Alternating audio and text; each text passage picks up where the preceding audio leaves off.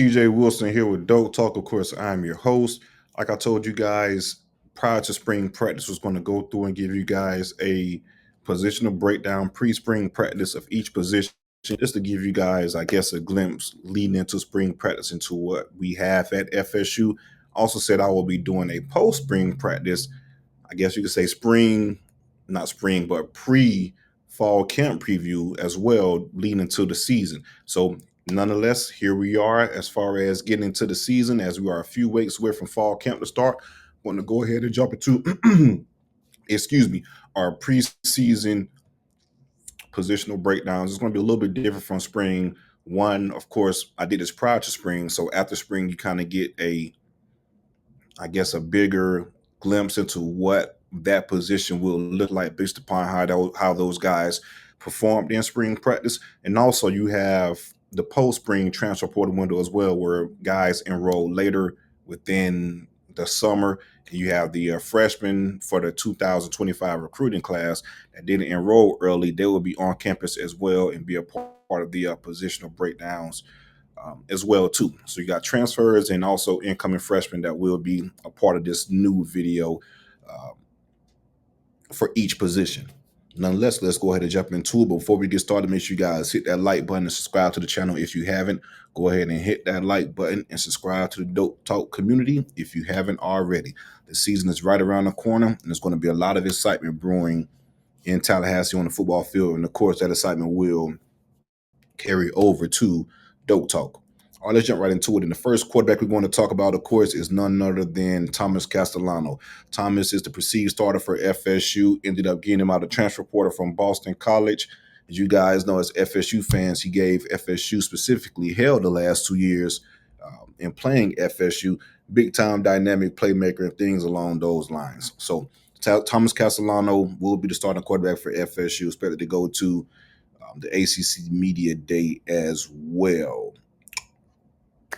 I'm very excited about what Thomas can do for FSU. I was a little, I guess, in wait and see mode, which I'm still in, but I was more so in wait and see mode after the transfer was announced to FSU about Thomas Castellanos, just from a fit standpoint. I, of course, understand Gus Malzahn's offense. I just wasn't really too sold on what Thomas could do. It was more so wait and see. I'm leaning towards being sold now. For one, he's a great fit for the offense, like I stated.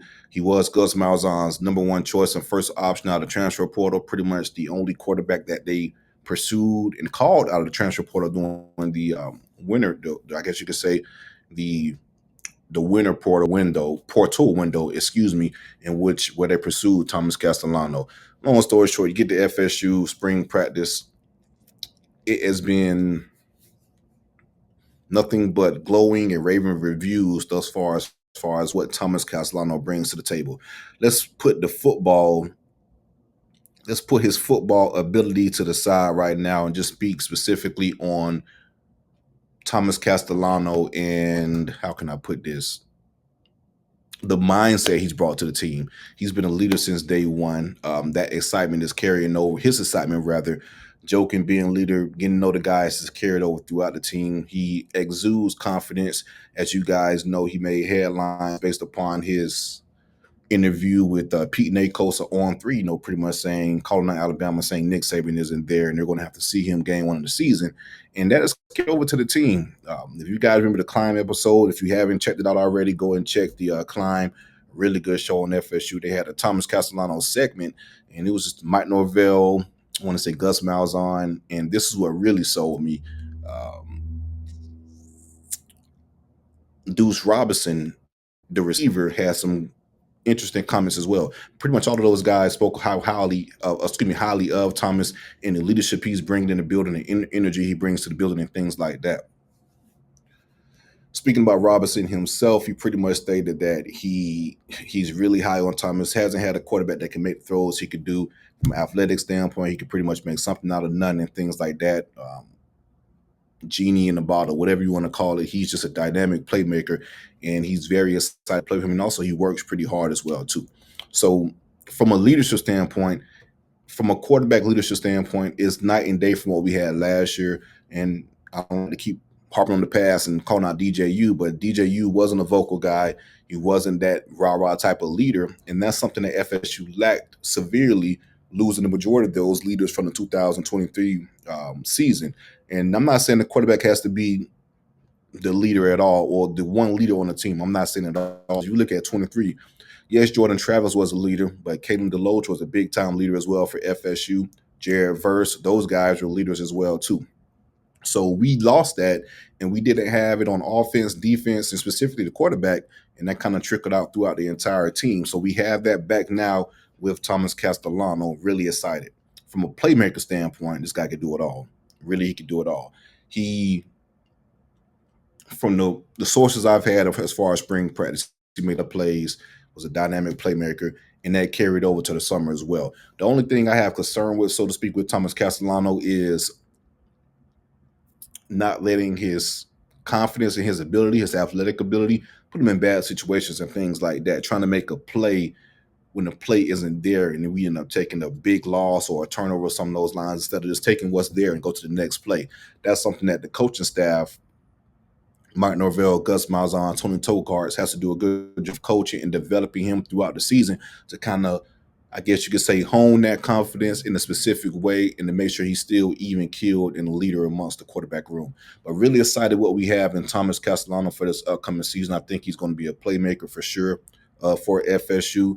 I'm looking at anywhere between 20 and 30 total touchdowns for Thomas Castellano, a combination of throwing and passing. I think we can see that for sure at FSU. And if he does that at FSU, the season itself could be good. Moving on to the backup quarterback, Brock Glenn. Brock Glenn is another guy that had a lot of raving reviews in the spring in regards to his work ethic, tour duty. He was one of the guys that, I forget the jersey color that exemplifies hard work. My apologies, but Brock Glenn was pretty much one of the few guys that had one of those designated jerseys in regards to the work he's been putting in tour duty, and that has carried over as well. He's been a helping hand to Thomas Castellano as far as getting adjusted and things like that. And Brock Glenn is a guy that could have really packed this shit in after last year and after FSU pretty much moved on from him as far as being the starting quarterback of the future and getting Thomas Castellano and things like that. Brock Glenn could have literally packed things up, hit the portal or whatever it may be, or just stayed at FSU within the spring semester and be a bad apple within the team and those type of thing. And that type of thing wasn't the case at all. He had a great attitude, was always upbeat, came to work, and was a helping hand to the quarterbacks within the room. So I think Brock Glenn is a really key piece to the locker room as far as gluing everything together and making sure the camaraderie and the, how can I put this, the camaraderie and the team meshing